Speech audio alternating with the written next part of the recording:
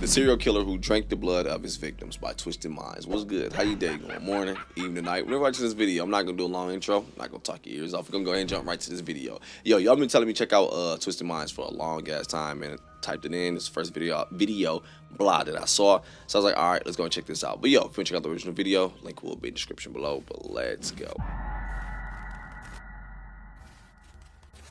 Absolutely no one would be able to comprehend how a sweet child, who at some point in his life was the apple of his teacher's eye, ended up a violent criminal. And not just any kind of criminal. Richard Chase went by the name of the Vampire of Sacramento, also known as the Vampire Killer. From biting the heads off of birds to drinking the blood of humans, Richard Chase committed some of the most dreadful crimes ever known in the world of serial killers. Welcome back to Twisted Minds. My name is James, and today we will be looking at the spooky case of Richard Chase. Yo, these vibes definitely feel like Anna Sauce. Richard was born on the 23rd of May, 1950 in Sacramento, California. His parents were Richard Chase Sr. and Beatrice Chase. While his father was known for working with computers, his mother was a school teacher. It was said that Richard was just like many other kids during his childhood, fairly average. His father, Chase Sr., was quite strict, which affected how he raised Richard. He would often abuse him, physically and verbally. Richard was not the only one who suffered at his father's hands. His mother, Beatrice, was also given the same treatment. Because Richard's father was a disciplinarian to the core, they were almost always in disagreement. When Richard was only 2 years old, his father force-fed him until he vomited. It was also said that Richard had began receiving physical abuse from his father even at that time. Richard's sister, Pamela, was born when he was 4 years old. As a child, Pamela witnessed their father aggressively beat up Richard. On one occasion, after one of their many confrontations, Pamela recalled their father shaking Richard and throwing him against the wall. I can't quit. Hey, do you? Sister, Pamela, was born when he was 4 years old. As a child, Pamela witnessed their father aggressively beat up Richard. On one occasion, after one of their many confrontations, Pamela recalled their father shaking Richard and throwing him against the wall. From the academic aspect of things, Richard was quite well behaved in school. His teachers loved him and often described him as a sweet child. He was also popular and friendly with his peers. They would often invite him to birthday parties or at their home. And he also returned the gesture. Richard's social life didn't just stop at making friends. He was also very active in sports and was said to have been fairly good at them. Aside from his awful household troubles, it seemed like Richard had an almost perfect childhood. So, at what point did Which is because most of the time, and I know there's some out there that probably exists the same way, but it is kind of strange because normally you get the ones where it's like, yeah, shit is effed up at home, but also most of the serial killer cases, blah. But the social life is just like not there most of the time. But it definitely seemed like he's thriving in that area, which we heard. But blah, if I could slow my damn brain down for a second here, because I'm thinking about a million different things. But also, it does make sense though, because a good amount of the times when you have kids who do go through BS at home, though, they will just be the best version of them when they're at school or out in public because they hate being home. So it's like, yo, when I'm here, I enjoy the ish out of it, get a good meal, XYZ, whatever, dog. But man, this one, it just don't feel like someone who's going to go that path. But let's see. Sports Richard's social life didn't just stop at making friends. He was also very active in sports and was said to have been fairly good at them. Aside from his awful household troubles, it seemed like Richard had an almost perfect childhood. So, at what point did things start to go wrong? By the age of 10, Richard started to display symptoms of all three parts of the McDonald triad. The McDonald triad is a theory suggesting the development of violent psychopathy, and its symptoms are fondness for setting fires, cruelty to animals, and enuresis, which means unintentional bedwetting after the age of 5. One day, Beatrice found out that Richard had killed a stray cat and buried it in the flowers. She, however, thought nothing of it, as she made no mention of it. It appeared that Beatrice wasn't the only one who began to notice these traits in Richard.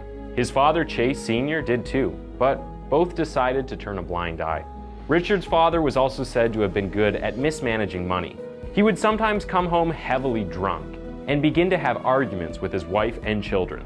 On several occasions, Beatrice accused him of using drugs and also trying to poison her. The truth of these statements was not certain. However, it was suggested that Beatrice suffered from schizophrenia. Regardless, these were telltale signs that the union between the two was falling apart. So it wasn't much of a surprise when the pair eventually got a divorce. They had gone on a family camping trip when Beatrice accused Chase Sr. of sleeping with one of their neighbors at the campsite. With the constant fights and arguments, the couple paid less attention to both Richard and Pamela, and Richard was able to get away with a lot of things he did. Adolescence and drug use. As a teenager, Richard also had some unusual household habits. One of them was going into the kitchen after midnight, trying to prepare some kind of midnight snack. What made this unusual was that whatever he did, the kitchen household habits. One of them was going into the kitchen after midnight, trying to prepare some kind of midnight snack. What made this unusual was that whatever he did, the kitchen was usually a mess, and it would not occur to him to clean it up afterward. Other times, he would turn up the heating in the house to 90 degrees. I wish the fuck you. Oh, my bad. I think I'm already at 3 whoopings right now, dog. Turn that, man, my mom, boy, you don't pay no bills in this. The kitchen was usually a mess, and it would not occur to him to clean it up afterward. Other times, he would turn up the heating in the house to 90 degrees, strip off naked, and fall asleep on the sofa. Richard also saw himself as a member of the James Younger Gang, a group of outlaws from the 19th century. It seemed to be more than a mere admiration because he would get a poster of the gang, cut out a photo of himself, and stick it on the poster to make himself look like a part of the gang. In addition to this rather unusual habit, Richard also had his fair share of romantic relationships. While in high school, he met Libby Christopher, and the two dated for a year. However, all of his relationships ended because he was unable to maintain an erection. In a bid to uncover the problem, Richard went to the hospital and was diagnosed with erectile dysfunction. According to the doctor, the direct cause of his erectile dysfunction was suppressed rage. However, Richard suppressed rage, man. I legit wonder, again, not being funny. Because, yo, I'm getting older, dog. We're human. I'm seeing how shit unfold as well in life. Yo, shit do get ugly sometimes. But I be wondering for real, because I feel like, yo, my girl loves me, right? If that really happened, it was just going on. It's like, would she cheat? Shit, would I be mad? Like, nigga, I don't work. Yo, shit, life fucking scared me, dog. Let me go back. This shit crazy. I gotta get back to 21. I don't want to get older. Nigga, life is fucking and crazy. the two dated go back for to a dog. year. Look crazy. However, yeah, let's see. Let me go back, man. While in high school, he met Libby Christopher, and the two dated for a year. However, all of his relationships ended because he was unable to maintain an erection. In a bid to uncover the problem, Richard went to the hospital and was diagnosed with erectile dysfunction. According to the doctor, the direct cause of his erectile dysfunction was suppressed rage. However, Richard believed that it was only because he lacked blood and thought that by drinking the blood of animals, he would replenish his body system. Richard was arrested for the very first time in 1971 after the police caught him in possession of marijuana. He turned out to be an alcoholic and displayed a particular interest in drugs. He was also said to have been using LSD at the time and was constantly in and out of mental hospitals. At this time, Richard's father began to openly express his disappointment in him. When Richard was taken to court for the possession of marijuana, his father refused to hire him a defense attorney, which made Richard angry. After that episode, it became difficult for Richard to fit into the academic standard he had initially set himself as his grades began to drop. Due to his alcohol and drug abuse, Richard developed hypochondria. Later on, he began to make unimaginable claims, saying that his heart had stopped beating and that someone had stolen his pulmonary artery. He would then cut oranges into small pieces and hold them to his head to compensate for his malfunctioning heart and stolen artery. It turned out that he believed he was taking vitamin C if he did that. Another claim he made was that his cranial bones had separated and were moving around. So he had his head shaved so he could watch and monitor the bones moving. Just like he did with his diagnosis of erectile dysfunction, Richard believed the only way he could get better was that if he consumed the blood of animals. As a result, he started to hunt animals, disembowel them, and eat them raw. Sometimes he would blend them with Coca-Cola and drink the mixture. As Richard approached his late teens, he began to grow out his hair and barely took care of himself. So he mostly appeared messy. His parents again paid no mind to his new look because It was the time of the hippies movement, so it seemed pretty common. Although his drastic weight loss was another reason for his parents to be alarmed, they thought nothing of it. Richard, on the other hand, kept up with his socially active life notwithstanding, but not for long. One time he was invited to a friend's birthday party and was thrown out after he was caught molesting a girl. He left but returned shortly after with a .22 caliber gun, which fell to the ground when they were, yet again, trying to throw him out. He was then sent to jail, and that marked the second time he landed himself in prison. However, his father bailed him out this time.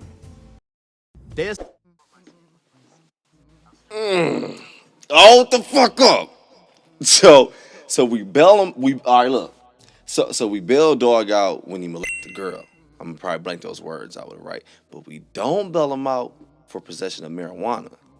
Well, not possession, nigga was smoking shit. But regardless, dog, we been fucked. That's crazy, dog. Man, He landed himself in what prison. the hell? However, his father bailed him out this time. Dracula. In 1973, Richard was admitted to the psych ward of the American River Hospital, but was removed by his mother shortly after. In the hospital, he developed the name Dracula. It was said that Richard would sometimes capture birds and bite their heads off. As a result, there were several dead birds in the hospital. On one occasion, a nurse saw that there was blood smeared all over his face, but he told her that he cut himself while shaving. It was suggested that Richard usually killed the birds to drink their blood, perhaps to enhance his erections. After Richard got out of the hospital, he began to stay with both of his parents, but wasn't receiving any form of support from them, so his condition worsened. Reportedly, it was during this time that he got into an argument with his mom, and he slapped her and pushed her head to the floor. In 1976, Richard's father paid him a visit to his apartment, and when he got there, he found out that Richard was very sick.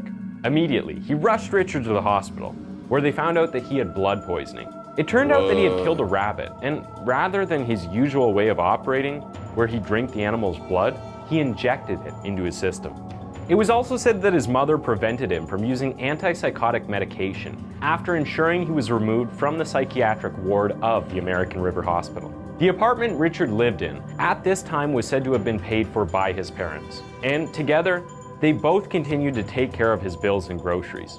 Over time, Richard had several roommates, but none of them were pleased with his behavior. They complained bitterly about how Richard would always walk around the apartment naked, whether or not they had guests over. They also complained about his intake of alcohol, marijuana, and LSD. Eventually, they asked him to leave the apartment, which he didn't do, so they all decided to leave instead. In August 1977, the police found a bucket of liver and blood at the back of Richard's pickup, with Richard himself all covered in blood. Dog, I'm tripping, dog. I just picture me in college just chilling, dude. Got a little thing going, we chilling, ooh, and my roommate just walk his little naked ass.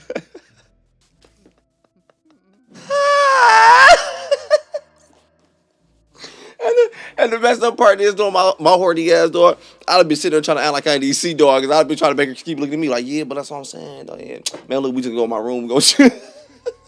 I'd have just been mad later, dog. Like, man, you can't do that. Just walk through here with the little wanker out. Come on. At the back of Richard's pickup, with Richard himself all covered in blood. But they let him go after Richard explained that the blood and liver belonged to a cow. Around this time, Richard began stealing dogs in his neighborhood and killing them. He would then proceed to either eat them raw or blend them and consume whatever came out of the mixture. On one occasion, his mother caught him tearing up a cat when she paid him a visit to his apartment. She, however, did not report the incident to the police, even though she was scared by it. Later on, Richard added firearms to the long list of things he was fascinated by. Aside from buying firearms and practicing with them, another object of his fascination was learning about two killers, Kenneth Bianchi, the Hillside Strangler, and Angelo Bueno, whom he adored. The killing spree. So go from animals to humans. In 1977, on December 29, Richard's mother had prevented him from coming into her house to spend some time with her since it was the Christmas season.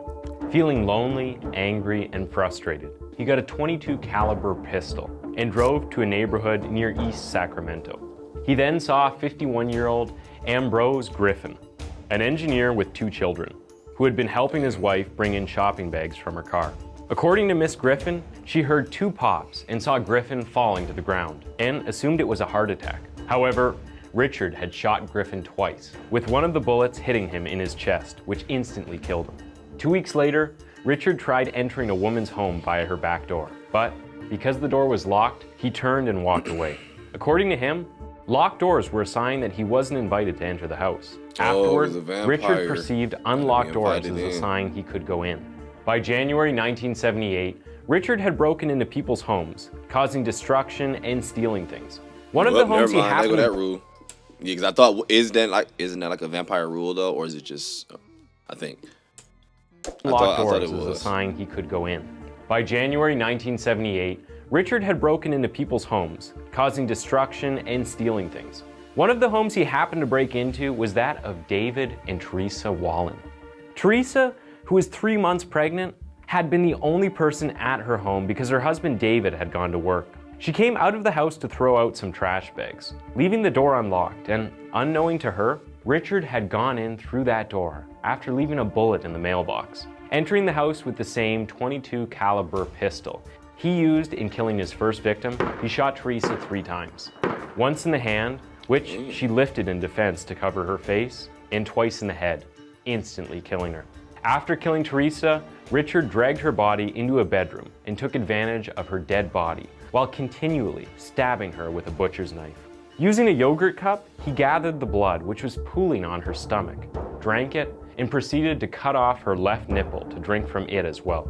He also sliced open her torso, pulling out her spleen and intestines, while still stabbing her liver, diaphragm, and left breast. Richard then grabbed a bucket and collected the blood which was pouring out of Teresa's body. As if that was not disturbing enough, he went into the bathroom and bathed in it. Later on, he stuffed her mouth with dog feces before leaving. Truly horrifying. 2 days after killing Teresa, Richard purchased 2 dogs from a neighbor. Without wasting time, he killed the 2 dogs, drank their blood, and left their bodies on the neighbor's lawn. 2 days after that, precisely on January 27, 1978, the now bloodthirsty Richard walked into the home of 38-year-old Evelyn Muroff via an unlocked door. Evelyn had been in the bathroom while a neighbor, Danny Meredith, had been watching her 6-year-old son and 22-month-old nephew, David Ferrara. Richard encountered Danny in the hallway and shot him in the head. Hearing the gunshot, Jason ran into his mother's room to seek refuge. However, moments later, Richard walked into the room and shot Evelyn, Jason, and David. After killing Evelyn, Richard sexually violated her dead body and stabbed her at least 12 times in the anus. Using a bucket, he gathered her blood and organs so that he could take them home and eat them. He took David's dead body into the bathroom and smashed his skull open.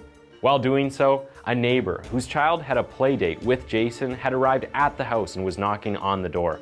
The knock alerted Richard, who took David's body and fled with it in Evelyn's car.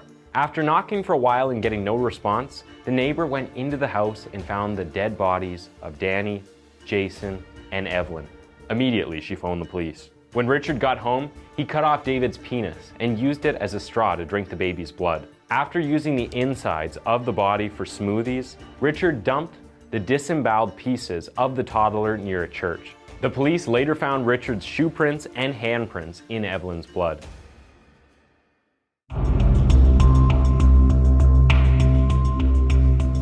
On January 28, 1978, Nancy Holden called the police after hearing the FBI readout of his profile on TV. She told them that Richard could be the killer. She said that she had seen him in Teresa Wallen's neighborhood the day she was killed and had been frightened by how he looked. The police also checked his profile and saw that he had a .22 caliber pistol registered to his name. They then went to Richard's apartment and arrested him. In Richard's apartment, the authorities found that the walls, floor, ceiling, refrigerator, and all the utensils he used for eating and drinking were covered in blood.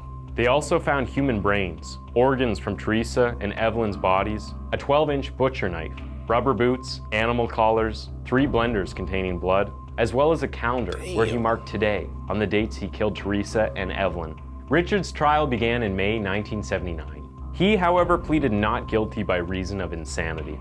Several psychologists were then brought in, all of whom deemed him sane.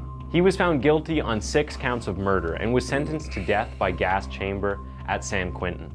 Within 10 days, Richard Chase will be taken from the jail here to San Quentin State Prison, where he will be housed on condemned row. Richard began receiving medication following his sentence. Rather than actually taking his medication, he stockpiled it until he had enough to kill himself. Richard was eventually found dead in his cell on December 1979. Thanks for tuning in to Twisted Minds. That was the case of... Damn, stockpiled it until he got enough to take himself. What the fuck did we just watch, man? Wow, what the fuck? What a cop out. Oh my gosh, man. Rest in peace to everybody. Definitely, rest in peace to everyone who fell victim to this, man. Tripped me out when I heard that shit. Use the penis as a straw, dog. Never in my life heard no shit like that. But look, though, my camera about to go ahead and die. I hate to hurry up and wrap it up on you fast, but I forgot to charge my ish. But I'm about to go ahead and get up out of here, man. This one, I don't even know where to start anyway, man. It was so much ish where it was like, what the hell is going on? This is the first time checking out Twisted Minds, and now the channel name definitely makes freaking sense, dude. But yeah, it's about to die. I'm about to go ahead and get up out of here, dog. Go ahead and enjoy your day, morning, evening, night when you're watching this video, dog. But I'm out. Oh, also, don't forget, if you do want to check out the movie reactions, they are in the description as well over in the member area. But I'm out, dog.